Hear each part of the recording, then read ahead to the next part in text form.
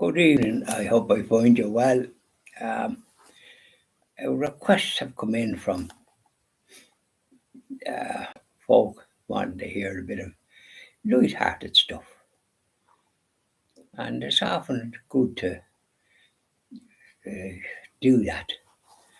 So I have to respond to requests, and we come off and we say the usual little nice little one that I love. We used to hear it on the watering program on a Saturday. If you feel like singing, do sing an Irish song. Noel Purcell used to sing it, the Dublin song. I'll sing a verse of it because you get the flavour. Sit back and enjoy. I wish I could play a machine, a guitar or something, or something that I could accompany myself with. Now, I've been north and I've been south and I've been east and west. I've been just a rolling stone. But there's one place on this earth I really love the best. It's just a little spot I call my own. Dublin can be heaven with coffee at 11 and a stroll in Stephen's Green. There's no need to hurry, there's no need to worry. You're a king and the lady's a queen. Grafton Street's a wonderland, there's magic in the air. There are diamonds in the lady's eyes and gold dust in her hair. And if you don't believe me, come and meet me there in Dublin on the sunny summer's morning. Did you like that? There's other verses, but that's the flavour, isn't it? We get the flavour. Oh, ladyship, diamonds is a lady's best friend. Yeah, l'amour, the usual. You have to look after the ladies. Now, I think we sing one about the platoon, Slattery's.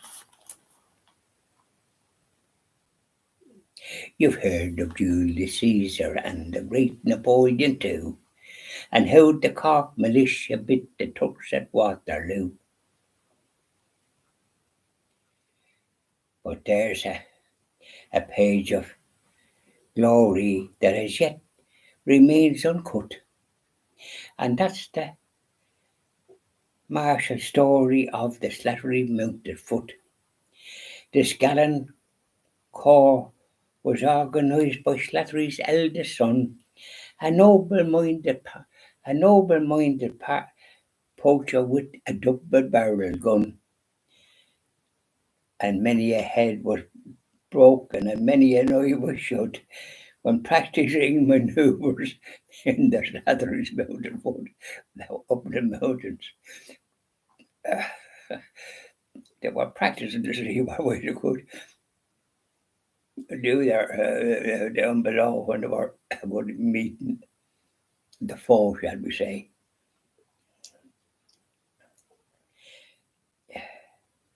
This Slattery, and down from the mountain came the squadron and platoons, 24 fighting men and a couple of stout gossoons. Now, when we say stout gossoons, that's young fellas. Stout lads, they always like to be involved in the act. It was like that myself. There was a band used to go down where we lived in Ringsend from the Irish Glass Bottle Company, the Transport and General Workers Band. We lived in Penrose Street, and at the end of it, we going up to Herbert Park, pond up there in Ducks and all. I'm just telling a little story about bands. And a lot of the young fellas, there was a good crowd followed them because there's nothing like a band and playing good rousing tunes. Oh yeah, beautiful. I remember it was lovely. They all ran after and then they left their little cars there and I took them all in and brought them into the house. And when they went to look over them, I didn't see them. Why did you not take them with you? So on and so forth. I said, this the old God will be up to. Uh, put them on the Slattery's mounted foot. Uh, and down from the mountain came the squadron and platoons, 24 fighting men and a couple of stout gossoons. And when we marched, and then we marched behind the drum to patriotic tunes. The band goes some of them looking grand, and felt that fame would gild the name of Slattery's mounted foot. Could only meet a couple of foes and surprise them. Well, first we reconnoitred round O'Sullivan's shebeen. It used to be the shop house, but we call it the canteen. But there we saw a notice which the bravest heart unnerved. All liquor must be paid for before the drinks is had. They give you order a pint of stout, and before they give it to you, shows the colour of your money. Now that doesn't happen. Because sometimes when they got the partners that put us to put it on the slate, I don't see at the end of the week when the funds comes in. Oh, that went on a good bit. Well, our liquor must be settled for before the drinks is had. They didn't trust them, the fighting men. Well, we wheeled about now. It doesn't, I'm going to put in a few words. We wheeled about, and the next thing we saw a couple of stout policemen following us behind. Well, we scattered and went across the field, but we saw a sign that says trespass prosecuted in accordance with the law. Well, we lived to fight another day. Off we went, back up the mountain. Those that run away will live to fight again. That's the way we looked at it. And we'll be marching down that mountain again. And we put, what would I call it? We put lads in front to see if there are any stupid policemen knocking about. Because we want to meet the foe.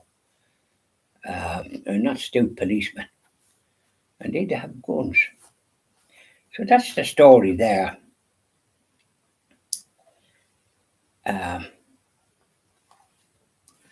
So is there any more little ditties? Let's have them go.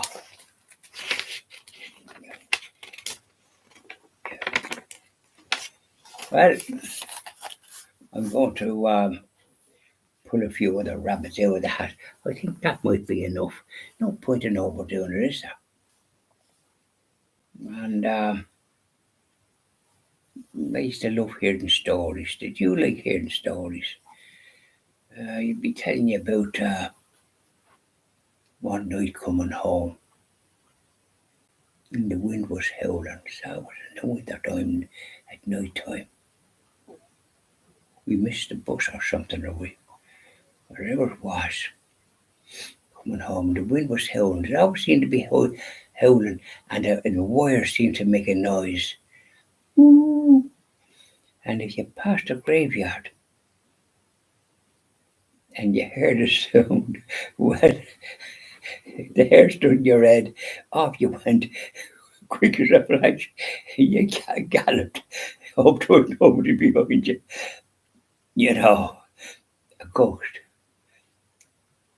There was a Lord Hardy was on about, and the captain said, "Don't tell me anybody that sends a ghost. I'll turn your head around, and you'll be going south, but be facing north." And then they'd see a ghost. They thought it was a ghost. And the stout lad said, I saw a ghost. And he says to the lad, the Lord lad, what did you see? No, no. Well, what did you see? I saw a ghost. He tried to avoid saying the word ghost. He didn't want his head to be going shouting, his head going on.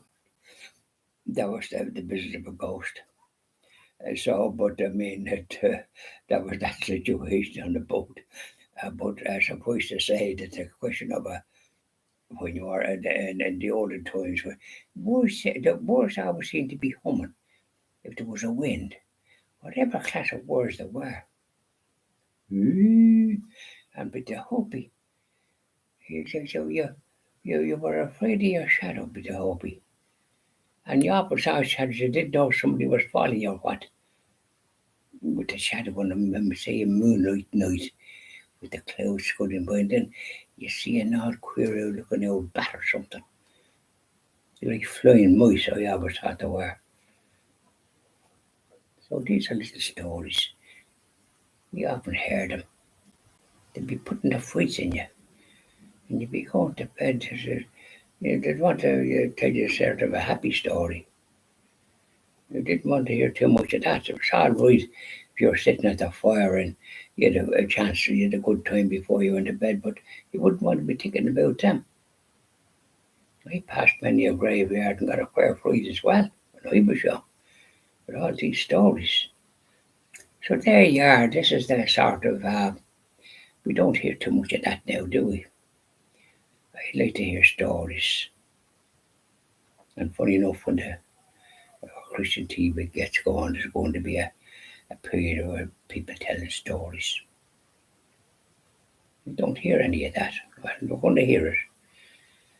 Yeah, stories will happen and so on and so forth. So bye now and enjoy the rest of your evening. And if you feel like singing, do sing a song. Yeah, I'm singing there now. I'll be probably yowling again later on myself. Bye now.